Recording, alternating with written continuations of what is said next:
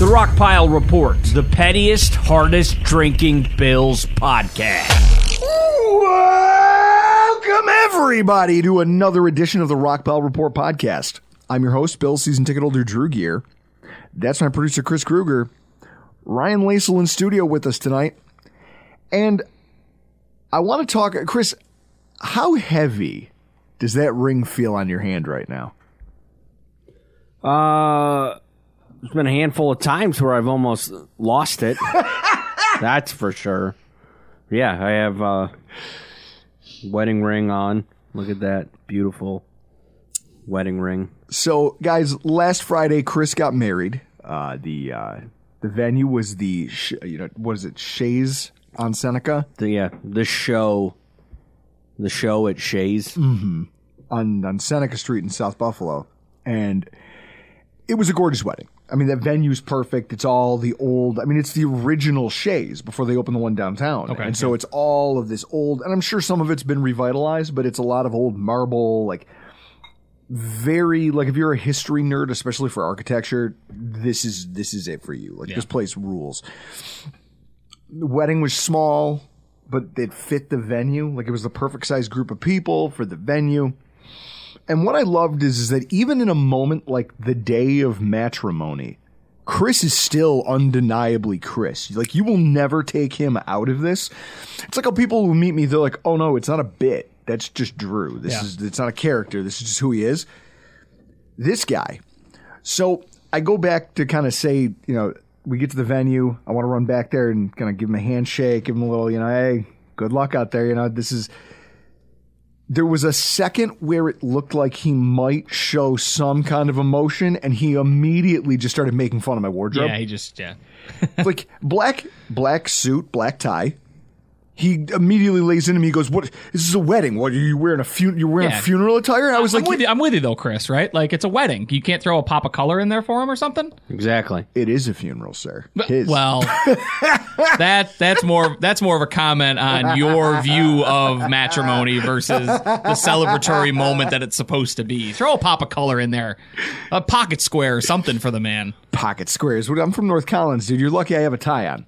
My uncle had a hell of a pocket square on. That's a guy who Johnny. So when I how many folds was the pocket square? I have no idea. So when I walk, because Jessica doesn't like attention, so I always try to make it about me. So I walk down the aisle. Ceremony's about to start.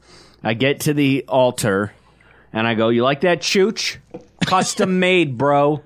Yeah. And then he very softly went, "You look nice." His uncle is they were joking. He's a model. They were like Johnny Versace. His mom actually she was at the grocery store one day, and there was one of those cardboard cutouts advertising a bank, and she turned around and it's just him on a cutout. Yeah, for SunTrust Bank for mortgages. Very cool. So all of these people, Chris's family's fantastic, but we're all here in this room. Chris comes down the aisle. They're at the altar, and Jess gives a beautiful set of vows. Very heartfelt, very emotional. I started to get a little my buddy found a good one. Awesome. I'm happy for him. I'm proud of him. This guy pulls out his speech. And at the very beginning, there's a moment where you hear it. His voice catches, and he's about to cry. Okay? Now, I have notes. Yeah, I took notes because this tickled me so much. Wedding notes, let's see. First of all, I noted, Chris, wedding 5, you said 5:30? Yeah. Started at 5:33. For someone who's such a stickler for time, all of this you do? Yeah, I'm a little surprised here. 5:33, huh? 5:42 is the moment Chris almost cried. Okay. But was able to reel it back in at the altar because he immediately just went into his material. Because it's not so much giving vows as he's doing stand-up. He's doing a bit, sure. And he delivered a line that was just, chef's kiss. I had 3 of them. But the opener was the best. Where he hits her. Now, his wife is center left leaning, and he loves to just crack jokes that he's this will rile her a little, just all the time around the house. I don't know how long he had this up his sleeve and then had to stop himself from using it just so he could save Knowing it for that it this was thing. coming for the wedding, sure. But as you hear him trying to fight back tears, he hits her with the line. He's like, you've opened up a part of my heart that I thought I had closed off forever. You touched my heart and you opened it as wide as Joe Biden has opened our southern border. And the whole room just burst into laughter. And I saw Chris's whole demeanor change. As soon as he got a laugh out of the room, he's up here doing stand-up now. He's in his bit. And it was hilarious to see how someone like that is your And then I said... That's your relationship. Yeah, and then I said, my heart is guarded by someone with center-right leaning views. Your documents have been checked, processed, and allowed entry legally into my heart. And then I said, with these, the last one I had was we intertwine things. Yeah, with these rings, we are now intertwined like one of Kamala Harris's Venn diagrams. Oh, interesting. And it's just like he's just up here doing stand up in the middle of his own wedding vows. But there's nothing more Chris than that. And watching her laughing about this and genuinely enjoying the moment speaks to just how perfect for him she is. Yeah. My sister-in-law apparently hit my brother did you know this was happening? And he was like, I didn't know what he was saying, but why are you surprised that he has jokes? Why? First of all, why are you surprised he has jokes? Second of all, why are you shocked that they're mostly in poor taste? Yeah. They're mostly in poor taste. I love it. Well, the best was to start my day. It's 7, 8 a.m. I have a text from Drew hey, congratulations, wedding day, you did it, good job. Yeah. I'm like, what are you fucking... Next thing you know... See, he can't handle a little bit of, love escapes Chris. Yeah, see, now I'm expecting Drew to send me a text Friday asking me to go to brunch over the weekend. Just your response to Drew from now on when he does that just needs to be like that Chang gif from Community where he's just like, gay? See, Yeah. I Send just those to don't him. understand why you guys are afraid of love. I don't understand why you guys are afraid of your emotions. I show mine all the time. Excuse me, sir. One of us has been married longer than the other two in this room, so you'll excuse me if I disagree vehemently with you. All I know is that one of us is probably the most in touch with his emotions in this room. Unfortunately, I only have a few of them, and one of them happens to be it's rage. easy to be in touch with your emotions when you only have two. When you only have 2 or 3, and one of them is rage, and you're really good at it. Anyways, it was a beautiful ceremony. Everything was great. Chris is now a married man. And now that you're married, there's a few things Ryan and I can tell you, that I know I'm looking forward to in your life.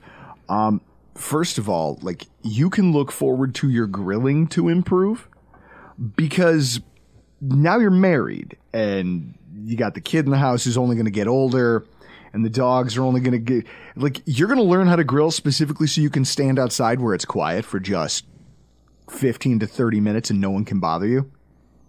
Makes sense. Okay. You can look forward to that. You're welcome.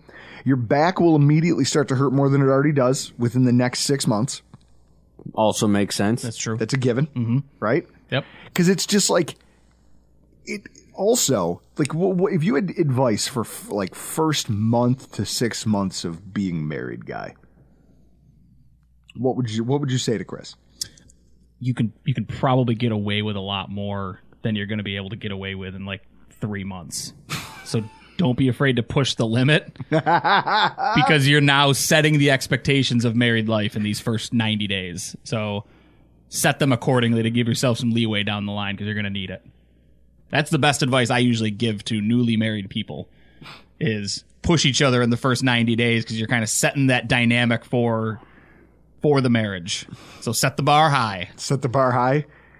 Chris just seems very low energy around the house. I don't know if he can push a bar like that. He may have the energy now though, because him and I were talking of what we do during the day now, because neither of us are working at the moment. That so you're trying to find your groove. So he may have some extra energy to get some stuff done. Running the kid hither and fro this week, and he's earning some points. That is the other dynamic I love, like seeing Benton as their son being a part of the wedding, and just this concept that him and Chris really are cop and a half. They are like, you could make a buddy cop film out of the two of them. I think we need to push for that, Chris.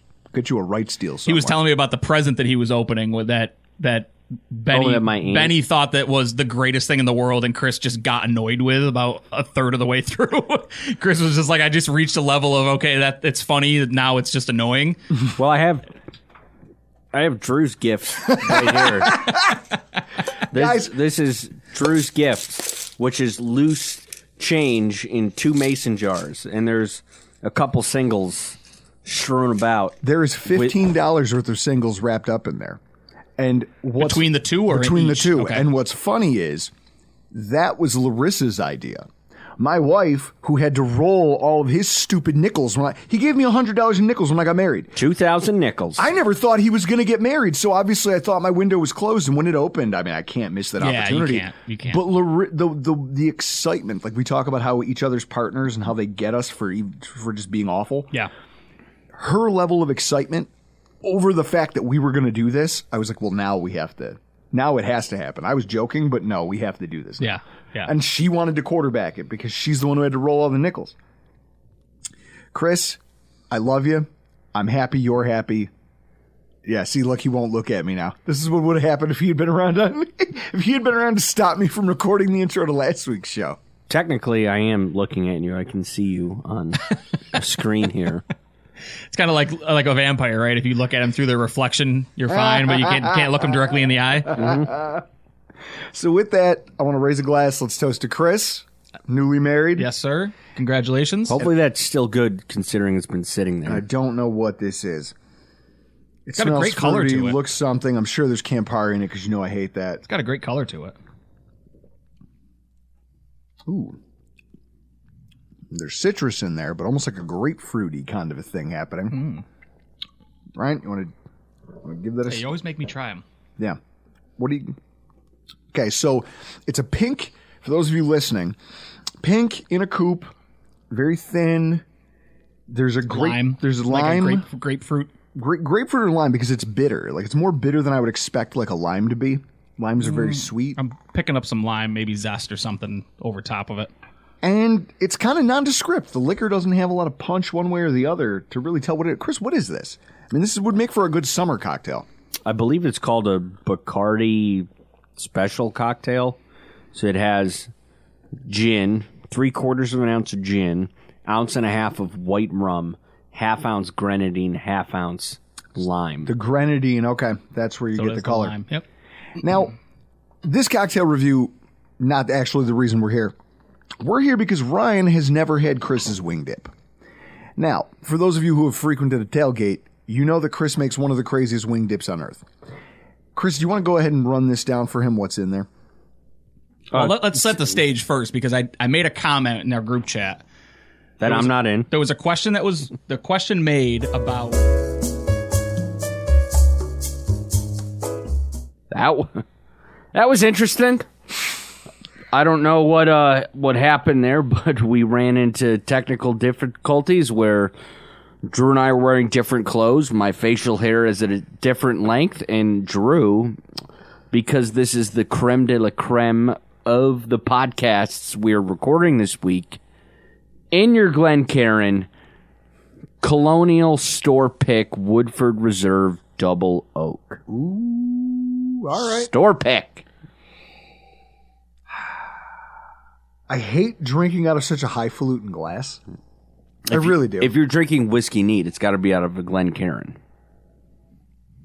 Somewhere Mike Filipski is fist pumping that you know what this is. A Glencairn? I always just said it was a snooty glass. I mean, it is snooty. It has that knob that I see all the millennials have on the back of their cell phone so that they can hold it easier. Yeah, that makes sense. Do we... Oh, of course. Guys, listen. So people got to know why we are in different clothes. We pride ourselves on breaking down the fourth wall here. Shortly after starting our activities on Wednesday. It is now Friday evening. I don't know if you guys have noticed, but the room is notably, there's more space here. It's slimmer in here.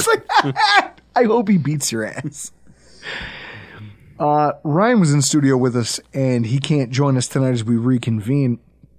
My son had, I think it starts with an F. Jessica said it to me. Yes. It's essentially what I refer to. It's a fever seizure. It's a fever-induced seizure. And I got the call as we were literally in the middle of recording. And I'm not going to lie to you. I love you guys. I love this thing. But sometimes some things happen and you just go, you know what? Nah, we're going to punt. So obviously our recording started, and we're back again to pick up a conversation about a lot of things. Now, thankfully, my son is fine. They say it's a fembric, I believe it is, a fembric seizure. Terrifying when you have to hold a 2-year-old and then hand him off to a bunch of EMTs. And obviously I didn't. We're just like, no, give it. And I was like, no. Mine. And so then I had to buckle him into the harness on a stretcher, and they put him in the ambulance. And yeah, it was a thing. It was a thing. But it's funny, this thing about having kids. Like, I feel like, I'll say this about having children.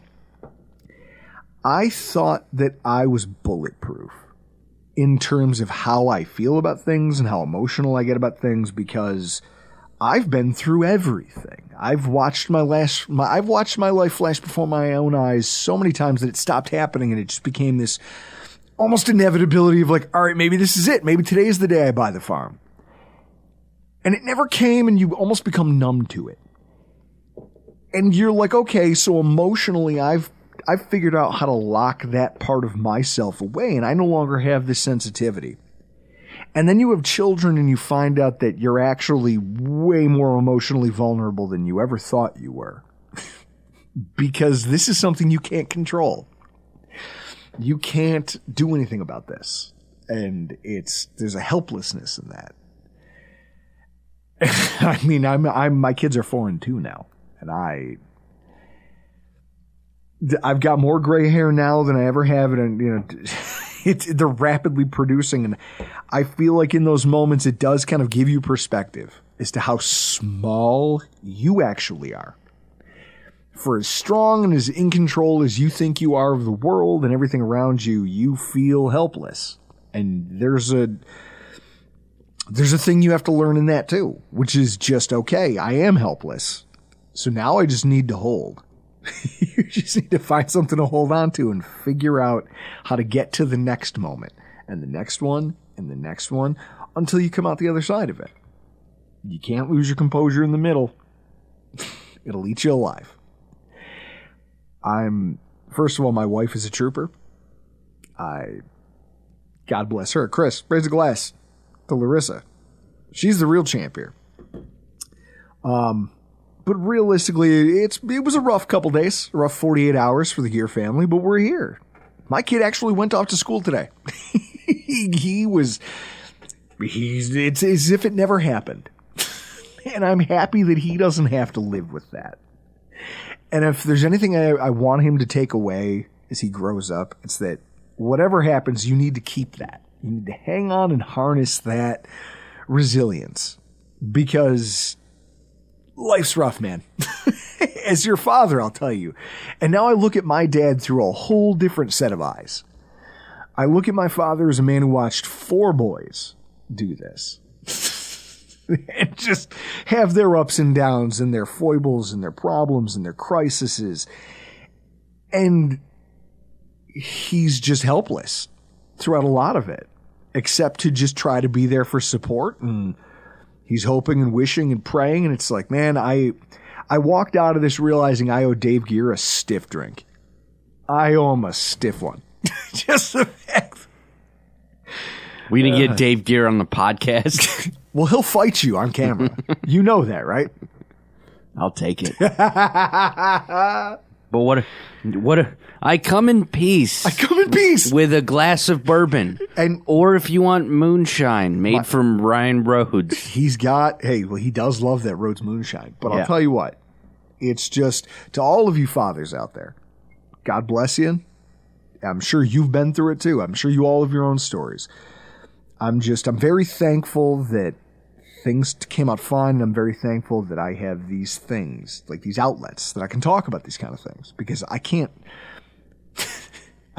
talk about this stuff everywhere. So thank you. Thank you guys for being a part of this. Guys, cheers. I think we've built a community around this thing, and I'm just happy that I have this space to come to after all this. And it's funny that we're talking about community and how I feel when I walk through here, because realistically, it's funny because I have Ryan Lasal texting me since he can't be here tonight. He's giving us notes because he's left us an entire workbook of his findings. I've got my own research, and we're here tonight to talk about this idea of community and just what's going on with PSLs and all of the noise coming out of One Bills Drive. I think, Chris, we've done a good job, probably more than any other podcast, and I'm not patting myself on the back when I say that, of keeping people abreast of what's happening with this stadium project, with the state of the state of the franchise as it kind of navigates this thing. There's what other podcast is out there doing this kind of research, drumming up this kind of content for people? Because realistically, I could just do another mock draft podcast, and there's 300 idiots who will line up to listen to it. I don't care. No, we don't do mock drafts at all. What we do is real life shit. People are going to hear what you just said and reach out to you with their own experiences with their kids and going to the emergency room. You want to know this? I just hope that they go hug a kid. Just go hug your kid and tell them, listen, man, I'll tell you what, I've never had a greater appreciation for my children than I have over the last 48 hours. All right, well, how about this? So, got to take the cans off. I don't know if you can tell, I'm looking directly into my camera. If you can tell my right ear, how it lays more flat to my face than this ear over here, because I had ear surgery here, and I had ear surgery at Children's, which used to be down the street from Uncle Jumbo's. Oh my God! Remember if we had that? I came out of surgery and I came to. I think I was like 4 or 5. I came out of anesthesia. Came to. I'm in the gurney, being wheeled down the hallway back to my room. I come to. I ripped the IV out of my arms. I woke up. I was 4 or 5 years old. Just thrashing. Ripped the IV out of my arms. Like the nurse had to get on top of me the way that Mike Tolbert got out on Reed Ferguson for that fumble. Yeah. Reed had that fumble dead to rights, and Tolbert was like, nah, I'm bigger than you. Give me that. Yeah. I'm in a contract here. I ripped the IV out. I'm just like my dad with blood. Don't do well with blood. Blood starts shooting out of my arm because I ripped the IV out. My dad hits the floor like a sack of potatoes, and my mom is yelling, crying, because this is my mom's first experience with a child in surgery. Yeah, and my dad just on the floor like a sack of potatoes. So I'm sure people are going to reach out. I'll say this, man. Like I said, I'm just thankful. That's it. I'm thankful. And I'm thankful that I have a community of friends and people who care about us. And so in the spirit of that, I think it's fitting that we're here talking about community. And we're talking about how you feel like you fit into this thing and you feel comfortable, like you can open up about things. Because let's get to that stack of cash that I have in my Well, yeah. fucking dresser that I have to give to you at some point. I'm going to open up a conversation about community and what the actual currency value of community is. Because we as a fan base are about to have a referendum on what is the currency value of community. Now, the Buffalo Bills have started their PSL process, and they're making headlines for all of the wrong reasons. Like, I just Googled it just now. Sports Illustrated. Bills fan totally shocked over outrageous season ticket prices at the new stadium. WGRZ, Odyssey, WKBW, NBC Sports. Bills fans are experiencing major sticker shock on PSL prices. These headlines are everywhere because it's easy. This is low-hanging fruit. Why? Because people are angry that things are expensive. Stop me if you've heard this before. People are angry because things are expensive. Now, I understand. I understand how we get to a place like this.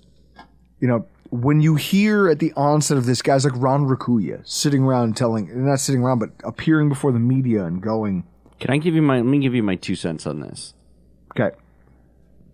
You pick the guy that has the most season tickets at the highest price point. That gets your headlines. Well, yeah. And this is it. When people go, oh my God, $20,000 a seat. and everyone is off to the races. There's a reason, like, again, we're going to delve into all of this over the course of this podcast, and we're going to help some of you understand the nuance behind the process, the history of PSLs, where things are likely to land, because Ryan Lasal, for not being here, did a lot of financial gymnastics and a lot of research on our behalf. And for that, I'm incredibly grateful. Like, I love Dude, this. you gotta dive into that. Why people are watching this are like, yeah, okay, he's not there in person, but there is such a thing of Zoom. Well, yeah. Literally, he was going to be here, and I get a text message. He goes, oh, I'll be there at 7:30. And then we get a text, and it goes, well, that's not happening. My daughter has 3 little girls coming home with her. It's a sleepover at the Lasal. And it's like, yep, no, that makes sense. You're not doing a podcast that night. Chris, imagine a house with 5 children. I thought Lasal had... He was the $1 million man. You should have a soundproof, isolated room for when you have to do the rock pile report and hashtag. I was going to say, wasn't he Virgil that he could just he has an assistant for this? Yes. You have an assistant to deal with these problems. Lasal, the guy who has he can afford a guy to mow his lawn, but not a guy to manage a sleepover. Come on now. With that said, there's a lot of data, there's a lot of information out there. I'm looking at this from a place of, I am also I'm directly impacted by all of this. I have a vested interest in knowing what's going on. And at the same time, some of you you've jumped the shark, right? Like Fonzie did back in the late 80s. When did that happen? Was it 70s? Possibly. Do we do a season ticket roundtable? Us, Joe Miller, and Ryan Lasal for PSLs later this summer. And then what we do is we get Mark all liquored up and we just bring him in in the last 10 minutes and just give him a mic. So I guess where I want to start is this. I understand the sticker shock, but also some of this is natural, right? Chris, inflation, things happen. And one of the things that I think is driving this is like you saw in the local news recently. They were like, oh, a Facebook group has started of like-minded fans who want to get together and have conversations about what's going on and share information about the season ticket process. And in your mind, you go, well, that sounds like a good idea. I should be a part of this community. I want to walk you through some of the things being talked about in this community. Chris, if you want to go ahead and pull up... now, for those of you watching on YouTube, you get to see these. Just pick one. Just pick one and throw it up there on the screen so we can kind of dissect the mindset of the people who are posting inside of this group.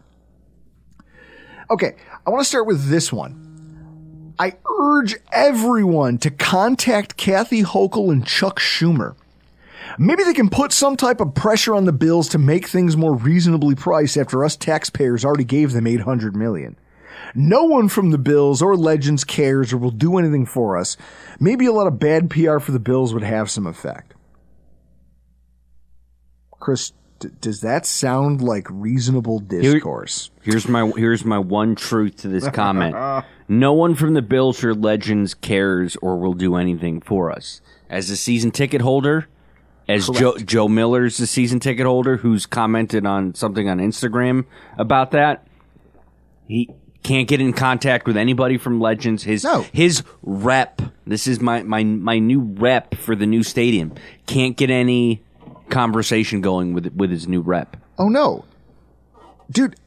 That's the only honest thing about that comment. I got drunk on Sunday night after I took my wife out for her birthday dinner and put the kids to bed. I caught a stiff buzz, and you know what I did? I sent a threatening email to my ticket rep.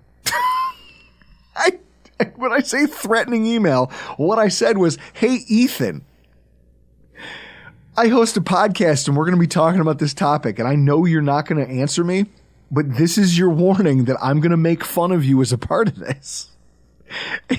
We're talking about this. People want answers. You're being told not to respond to people who don't have tickets who fit in a certain box. Just know that I'm going to make fun of you and all your boat shoe wearing asshole fellow employees." Now, Chris, when he reads that, what do you think's going through his head? I mean, sorry. I have my Old Navy shoes on today. I have over here. You're not wearing your Sperry's? I have two of my three pairs of Sperry's are right over here. When you're a ticket rep and you get an email from a guy who goes, "Hey, I don't care if you respond or not. I just want you to know I'm going to make fun of you on the internet." Like, what? I hope it's one of those things where out of all the emails he's getting from disgruntled fans, it's one that he stops and goes, "Wait, what? Ethan McKenna, you suck. You're terrible. God. Change your fucking haircut. Grow a mustache." He's the kind of kid who has a face that if he doesn't grow a mustache, there's no way anyone's ever going to think he's not 23 years old. You know how old he is? I looked him up on LinkedIn. He's 26. He looks like he just legally got to drink. It's hilarious. These are the people. And he's from Oklahoma. These are the people who are in charge of our season tickets. I understand the frustration. Trust me, I do. But there again, some of these people are jumping the shark. Chris, if you want to pull up another one of these glorious Facebook posts. I mean, guys, these things are just, I found these all. Oh, here we go. We have to stick together. Anybody saying yes to their prices is betraying the fan base. You mean to tell me that if a person wants to maintain their seats in the new stadium and they decide to pay what the asking price is, they're no longer a fan? Why? Because a bunch of people who probably don't have season tickets, which we'll expand on later because this gentleman who I just quoted has some doozies. But this is the kind of mindset of the person we're talking about. You can't afford it. And if somebody else can, you're going to vilify them for paying for something you can't afford. And so therefore, they're also a bad guy along with the football team. Chris, next slide. In a second. When did we find out that we're getting a team or a new stadium? When was that announced? Stadium, done, deal.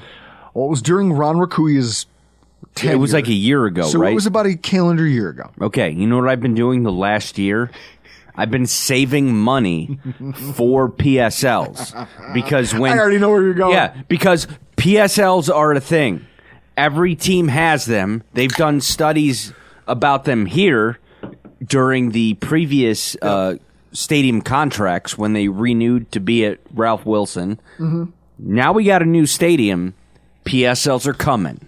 if you're a season ticket holder and you have X amount of seats, start saving fucking money. That is exactly what I'm doing. And I know what Facebook quote you're going to go with next. This was a post from someone who was just there trying to troll everyone putting the types of posts I've already outlined.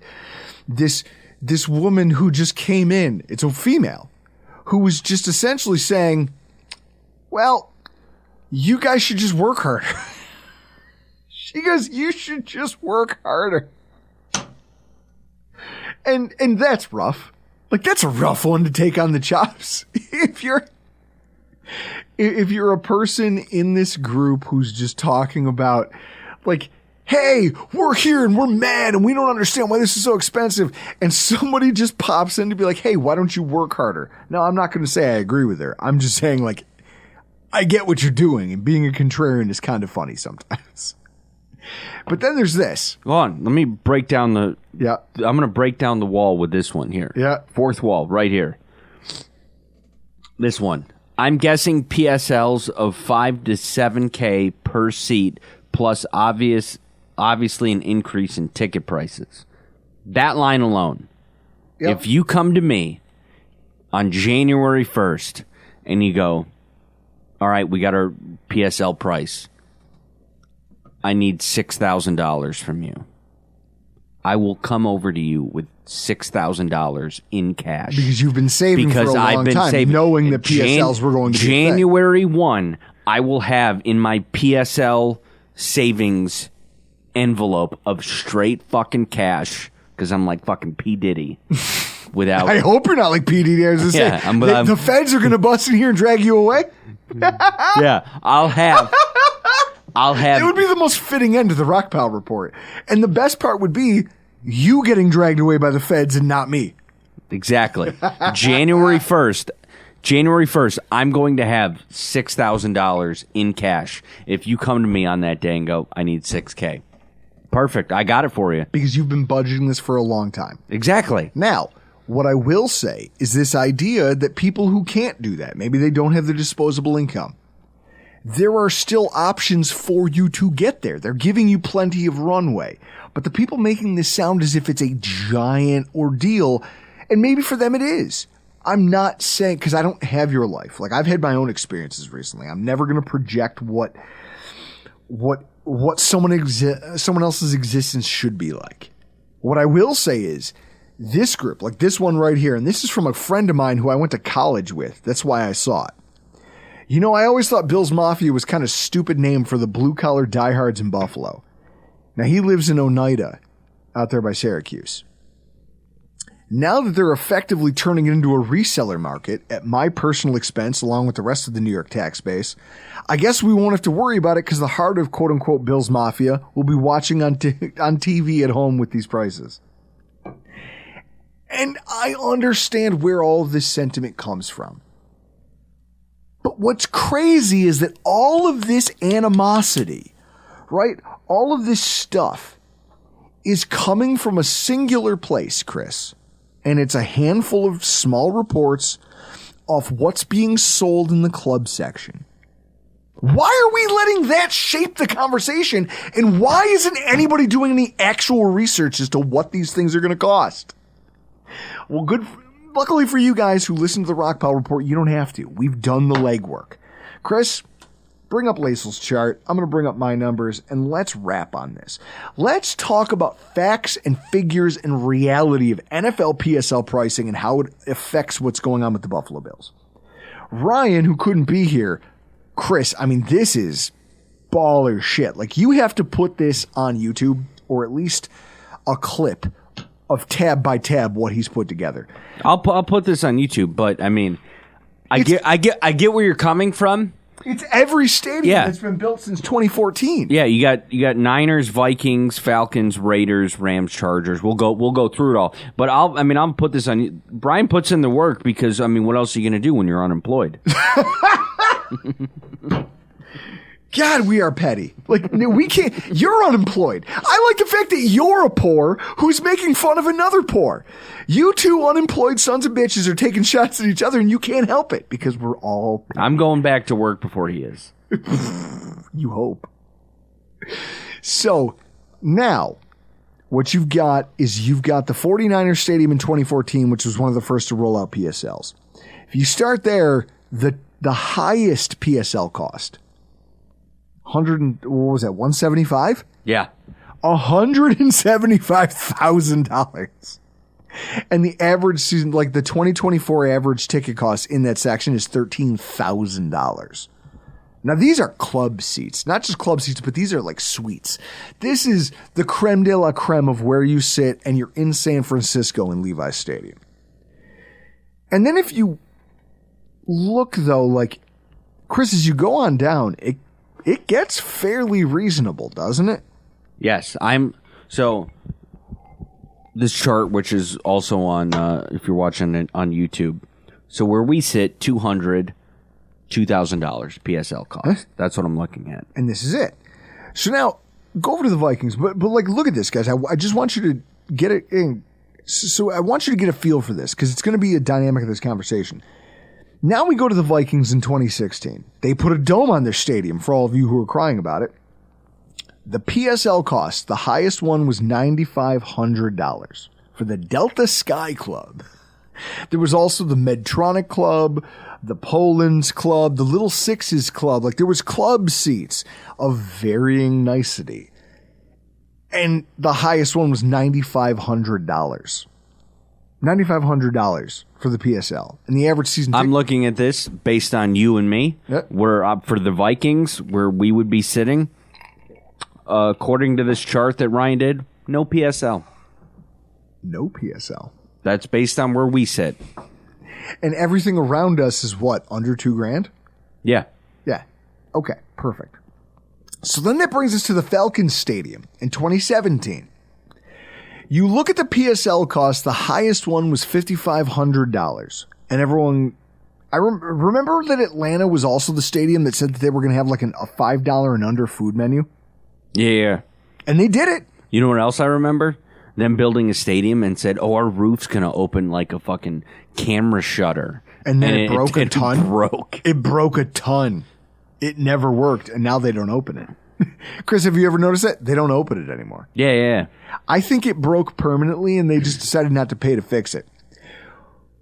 But also, what they produced, I want to lay this out. What Atlanta did, and this is where you start to see the evolution of a modern stadium, was with the Atlanta Stadium. Now, the Cowboys obviously created Jerry World. Everyone knew that that was going to be a monstrosity because it had to be, right? Like, you can't trust that guy.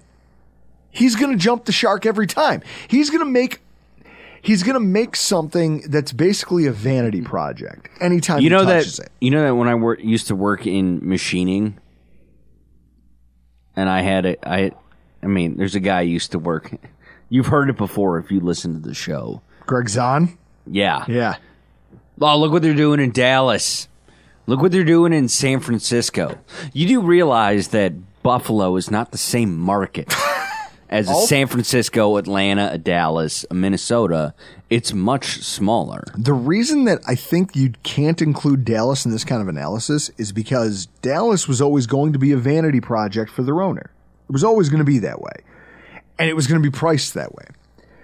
So when we look at this chart and we talk about what's going on with the Atlanta facility, you have to understand their highest PSL was only $5,500. But with that said, they were one of the first stadiums to say, we're going to make our money in the concourse. There's going to be high-end steakhouses, and there's going to be basically like a shopping mall inside of our stadium, because we want people to come here and spend their cash so we can make a VIG, which will make up for all the money we're not charging people for PSLs, and that we're not charging people for concessions, and we're not charging people for gate. We'll still make it. We'll just make it somewhere else.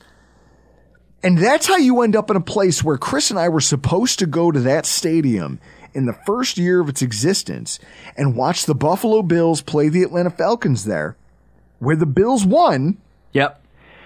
And you hear Matt Ryan talking on Monday morning radio about how, for the whole first half, it was real loud out there on third downs.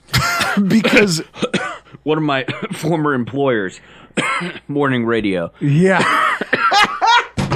I love it.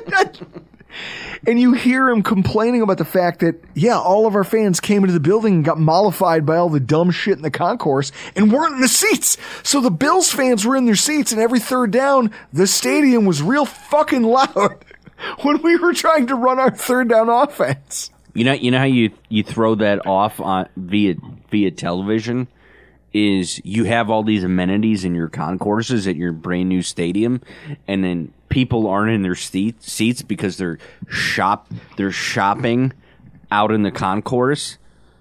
I got an idea. Let's just make all of our seats in the lower bowl red because it matches our uniforms. So when no one's sitting down and they're all shopping, it kind of looks like people are there because all you see is red and your brain is like, oh, that's a Falcons triggered. Jersey. Yeah. Oh, red. That's Falcons. Okay. No. There's no one in the seat. There's no one in their seat. It's just a red seat. It's a sea of red. It's just empty. And so in this way, Atlanta set this thing in motion where teams went, wait a minute, this has to be an attraction. There has to be ancillary benefits to this. Now, Patriots Place also did it. The Patriots built a stadium with a mall around it. Now, Chris, if we go to the Raiders. Hold on. To keep in context with what we've been doing. Falcons Stadium. Yep. Where you and I sit. Yep. PSL 2,500. Okay. And that's about right. Like, that's what I would be expecting to pay today. Now, Raiders. And this is where I love that people have gone. Allegiant Stadium. Look at it, dude. It's beautiful. These graphics that Ryan has cooked up, he's a fucking genius. I love this. Listen, I don't care what Mark Smith says about you, Ryan. You're a good guy. You can play on my softball team any day. We get this out of the way. Raiders season tickets. Yep. 7,500 for where we sit. Yep. And this is where things get weird. You're in a major market, but it's a very different market. And this is where... Hold up. Las Vegas. What business... When did they go to LA? 2020? Oh, I have all... Okay, so no, 2018? Was it 2017 or 2018? That's when Las Vegas got into bed with pro sports with the Golden Knights. Yes. So this is insane for a market that's never had pro sports up until 5 years ago. Yes. Now, I will expand on why these numbers are crazy in a minute and why they're not a good comp for Buffalo, even though they're recent and they're the thing people keep pointing to here in the Bills fan base. But I want to take a step farther and let's go to the other 2020 opening. Rams and Chargers. The Rams and the Chargers. What's the seat licensing price difference, Chris? If you could take one of these things is not like the other, even though they're in the same building. What the fuck? The Rams' highest PSL price. What is it? $100K. What is the highest season seat licensing price for the Chargers? Is it 3,000? It's $3,000 because they realized they couldn't sell jack shit to Chargers fans. All right, for us, if you and I wanted Rams seasons, we're paying $4K for a seat license. Chargers were paying $1,000 seat license. Now this is where, like, Ryan has done so much work. I want to kind of attack this because I see this, and this is the dynamic that people lose sight of. And this is my own research, not some canned bullshit I found on being quoted on Facebook. Everyone who's been talking about these things from a Buffalo Bills standpoint is using just a handful of data points to make all of their assumptions. The reality is nobody's done any legwork to figure out what things actually cost before they freak out and take to the news, take to social media. Everybody wants to be... Chris, it's the society we live in. It's a hot take society. Nobody wants to know the context of what they're talking about. They just care about how they feel. The reality is, yes, the Bills are asking some season ticket holders in suites and clubs to pay $20,000 to $50,000 for a PSL to sit in premium locations. The max PSL price in Vegas for Allegiant Stadium ran $15,000 to $20,000, which seems weird. It may be true, but there's so much missing context, and I hope that you just got that through what we just walked through. From stadium deal to stadium deal, there's a lot of missing context in just trying to build a few, like, if you want to take one or two data points and make all your outrage about the fact that, oh my God, the club seats are worth this, well then we're going to get outpriced. You're not paying attention. You're looking at the forest and not the trees. And also, there's a lot more going on here than I think the average fan realizes. First of all, Vegas is the worst comp possible for Buffalo. Of the 55,000 season tickets and PSLs, only 33,000 of Vegas's were local fans. 7,000 of them were former fans from Oakland who are still making the drive in as season ticket holders. The other 15,000 were out-of-towners, some of them out of the country. A lot of them are just there, using them as a business hub. You are now an entertainment piece and you're a marketing prop for companies. But they knew that going into it, and they priced the stadium appropriately for that. So when you see the Vegas pricing, you go, well, this is a thing. No, but we're not Vegas, we're Buffalo. And you go, well, yeah, no, they knew that too. But that doesn't stop them from asking. They just have to chum the water, see who's out there, see who has interest and who doesn't, because they want to sell the premium areas of the stadium to people who have the ability to pay premium dollar. Chris, I don't blame them. I hate saying this, but you and I sit in the rock pile. Correct. How many? Hey, is that why this is called the rock pile? How many people in our section would you put in a $50,000 a year suite? Like for one seat? Zero. There's nobody. We don't belong there. I'm not going to lie to you. I couldn't exist in that kind of environment. There might be 4 people that I recognize within our section that are there every game. Dan Kimball, because I talk to him and we make fun of you while you're watching football. And then I think there's a guy like 2 rows back that I recognize. I think everything else in our section is up for grabs on StubHub or the second, whatever, insert secondary market. You couldn't put the animals that we sit with into that sort of environment. So for everybody screaming about how, oh, they're going to price us out, you don't belong there. You shouldn't be there anyway. Neither should I. I'm with you. Buffalo isn't going to be the mix that Vegas has. There's nobody coming to Buffalo for business purposes. No one's using Buffalo for marketing purposes, Chris. Hey guys, I want to seal a business deal. Let's take the clients to Buffalo for the weekend. Well, unless you're with Moog. I don't. Or unless they really like chicken wings. Yeah, well, what Fortune 500 companies are here? That's it. I mean, I just had to get I had to buy a hat for Scott's friend in New Jersey. I know. Because it was only available at the flagship New Era store. Moog is in my industry, in machining and manufacturing. They're a Fortune 500 company. I mean, I don't know.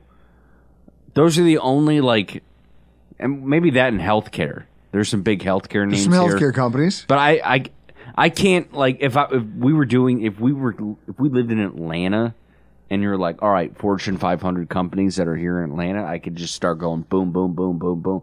Buffalo Fortune 500 companies that would have clients in town. Moog. M&T. M&T. Highmark. That's it. I can't name more than a whole hand worth of companies. When you look at the Raiders, if you broke it down, 55,000 seat stadium, that puts the average PSL cost at about $9,800 a seat. And if you wanted to get mad at that number, You can, but if sports have taught us anything, it's that using averages to form projections is pretty flawed. Otherwise, I'd go, well, James Cook averaged X number of yards per carry, so he must be just as good as Christian McCaffrey. Let's. I did some research. So. Oh, you did some research. Yeah, just now. So my cousins and my uncle. Yep. They have. I met them at the wedding. Yeah. You met them at the wedding. They have 4 season tickets for the Raiders. Also, they live in Orlando. So they're not even local to Las Vegas.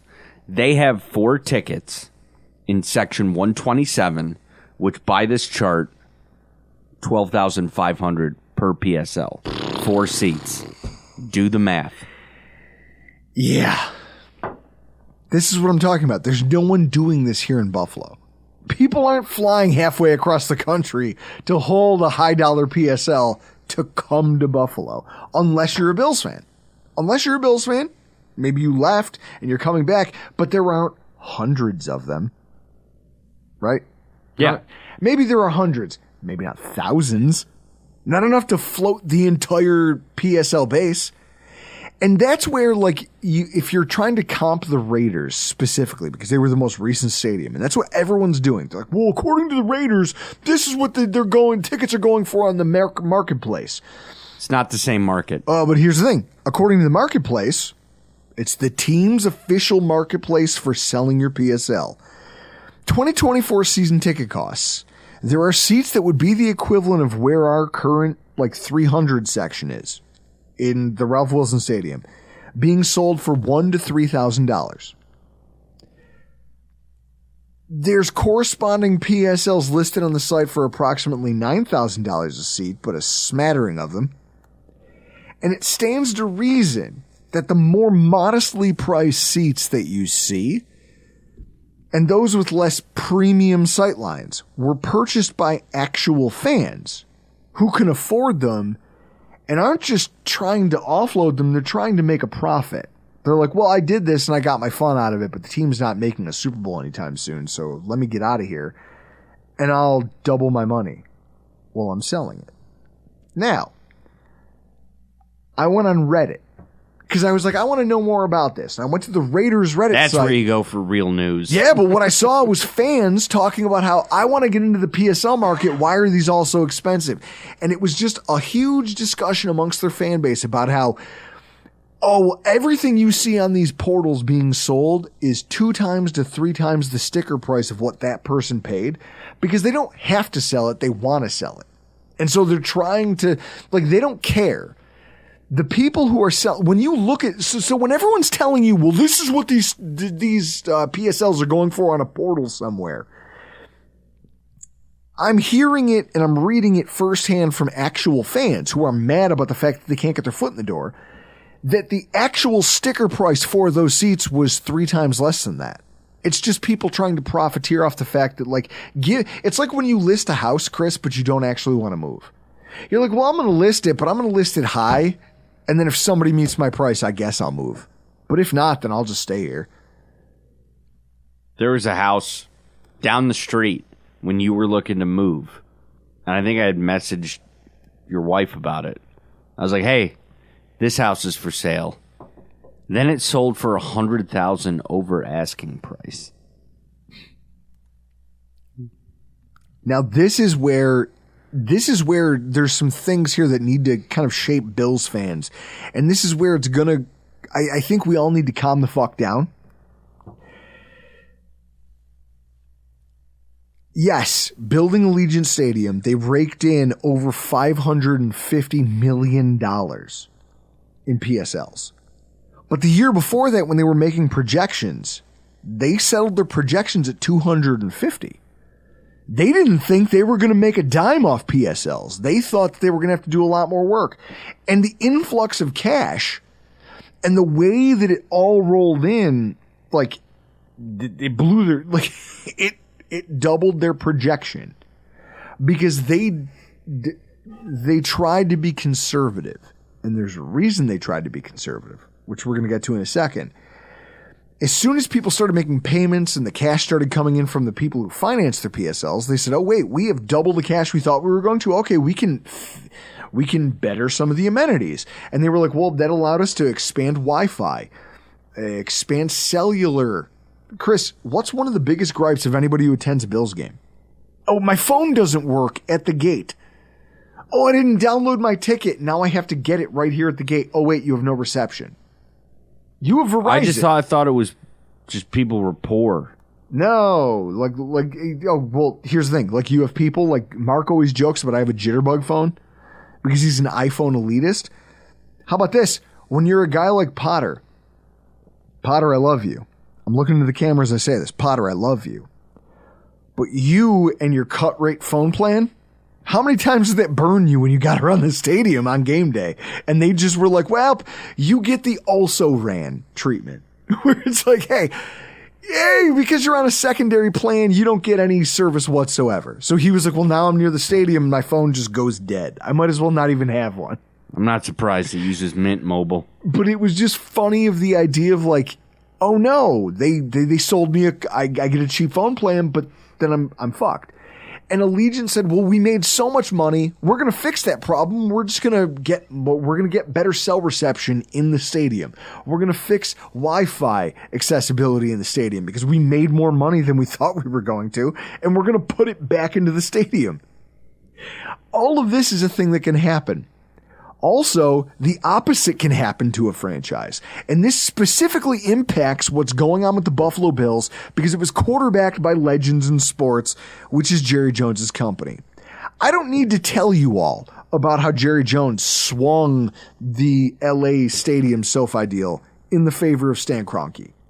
He stole it out from under Dean Spanos and forced the two of them into kind of a weird rentership agreement. That's his fault. And he did it out of greed.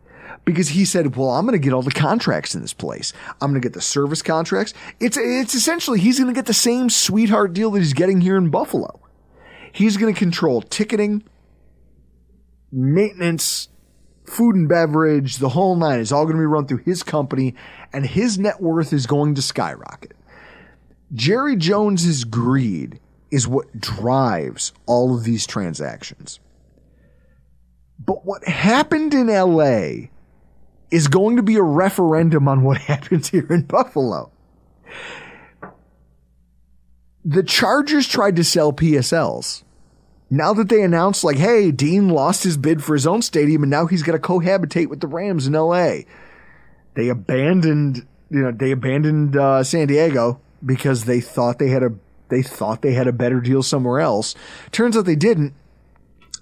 Early estimates on PSL sales for the Chargers was that they were going to clear $400 million. And then they ended up by October reeling that back and going, oh shit, we're only going to make $150 million. And Dean Spanos' attitude towards Stan Kroenke was, hey, fuck you, you did this. I had a deal lined up with Mark Davis where we were going to have our own stadium and it was going to be two AFC teams. You now I'm stuck here with you in Inglewood, and you have to deal with the fact that nobody wants to buy my PSL here in LA. It is a major market.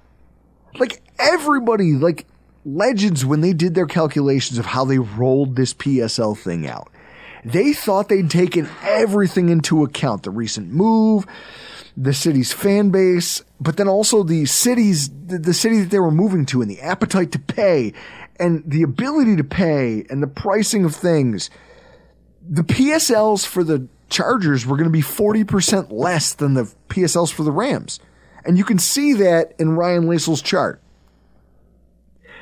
And at the same time, in the first 2 months, it was a disaster. They only made $50 million.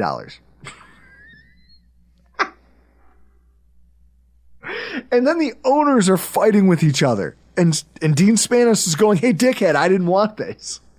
I didn't want to be here. We had a sweetheart deal somewhere else, and now I'm here stuck with you because of Jerry Jones, because he's a greedy fuck. Well, here's the funny thing about us and the San Diego Chargers, Chris, or Los Angeles Chargers now. Chris, if you want to put the graphic up. The Bills' gate receipts since 2010 have very eerily mirrored that of the Buffalo Bill, of the San Diego Chargers. If you look at him, Chris, tell me that you can't see that, and it's like the Spider-Man meme. They're literally just like... Yeah. And yet they live in California in affluent areas, right? And we live in blue-collar Buffalo. Yeah. Post-COVID, it's identical. Literally identical. So, this is where the wheel, like people talk about breaking the wheel. This is where the wheel gets broken, because you find out that if you take a team and you put it in a rich city, it doesn't matter. The fans of that team will spend the same amount of money that they've always spent. And if you're the Buffalo Bills, you're not a rich city. So how much more can you push this?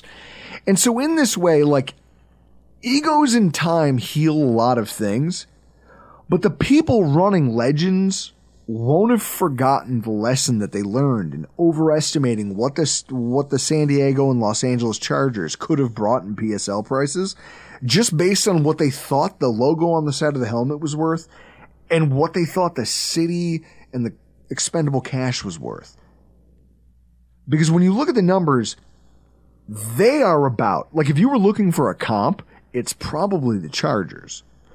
And so when you guys see sticker prices, Chris, if you want to go back to Lasal's graph there for me, when you see the sticker shock, head to the summary tab. Right here.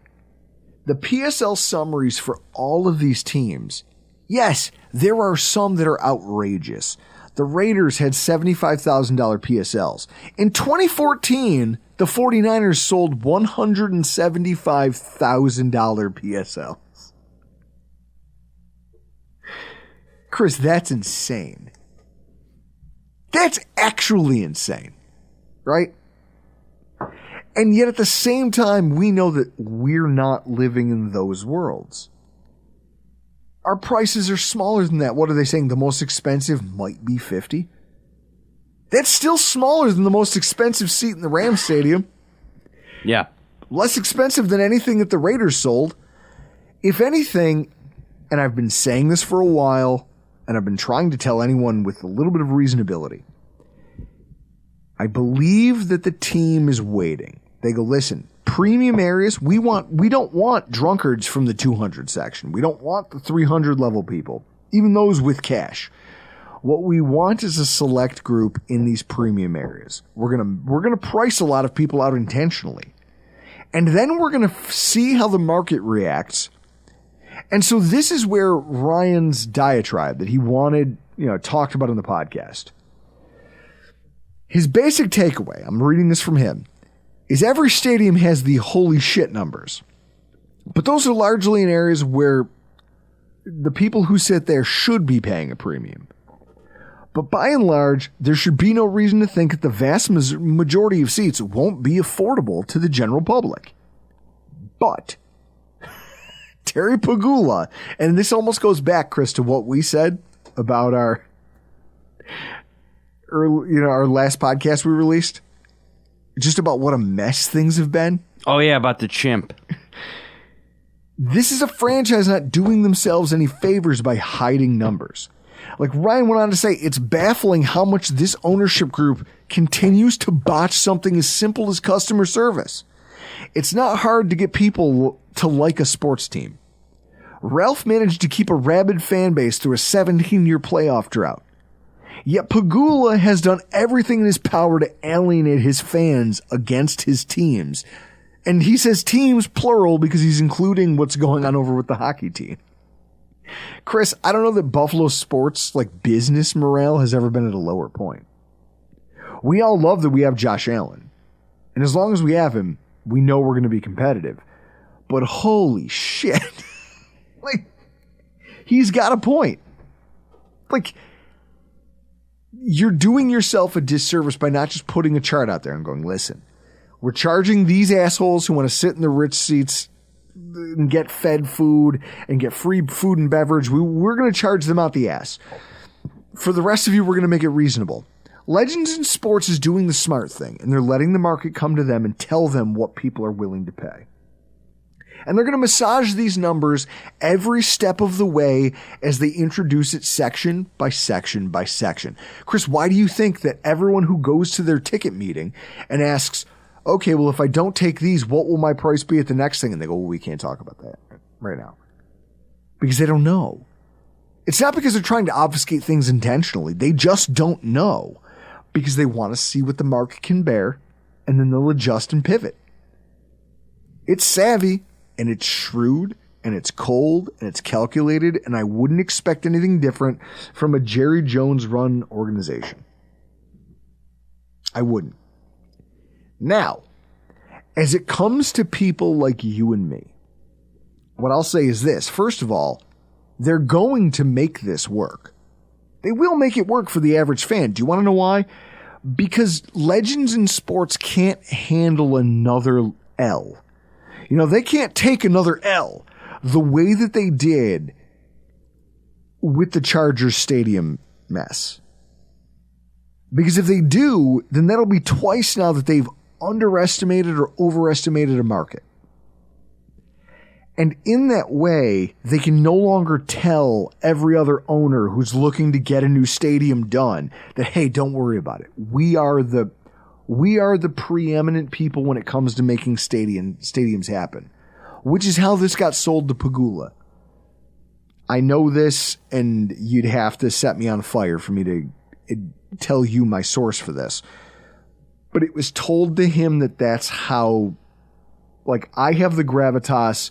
You're a newcomer. Let me take the ropes. My company can get this done.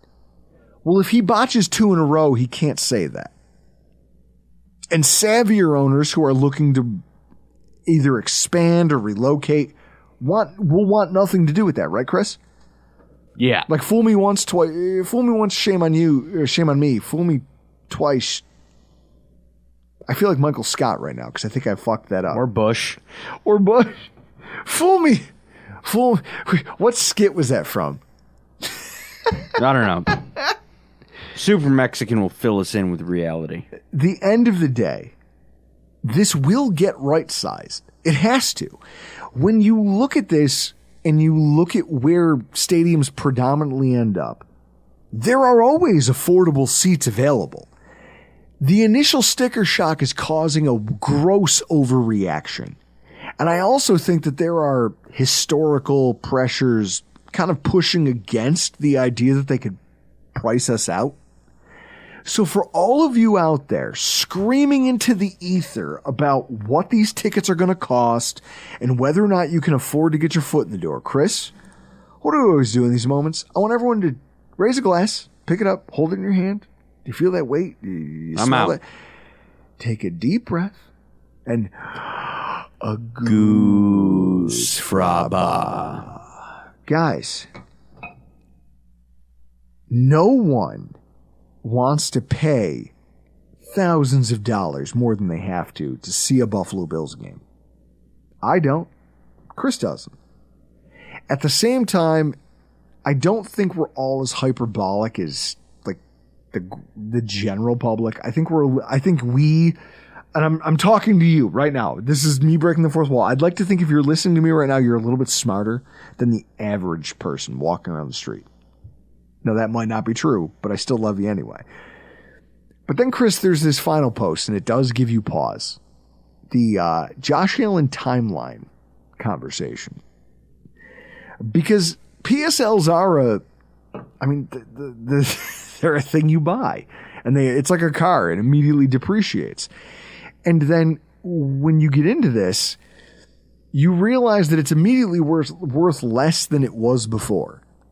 You know, there's no amount of picketing or screaming or yelling that's going to make a difference to anybody. But at the same time, you've bought an asset and it has a value, and it won't have that same value for very long. And so somebody in this Facebook group that exists, where you can all go join it, I'll share it on Twitter if you guys want to see it. You can all go and be a part of the quote-unquote discussion that's taking place. But somebody floated an idea that I thought was interesting. It says, my thought on best strategy. Many won't like it, but like any depreciating asset, your best bet is to be patient and let someone else pay the depreciation. Now, that's interesting, isn't it, Chris? Yeah. He says, put yourself on Josh Allen time. Most here will keep tickets for the next 2 years. Josh's 7th and 8th season. He said, hold off for a few years after the new stadium opens. He'll be in year 10 or 11 and likely on the downside of his career. If the team is bad, the PSLs will be going for a fraction of what they sell for at face value. You buy them then, and you might actually see its value hold or increase. This guy, I love him. I love this idea. That's ballsy. This is an entrepreneurial mindset. This is a dude who's in this to make something. Chris, can we acknowledge that it might not be the wisest investment if that's what you're looking at this as?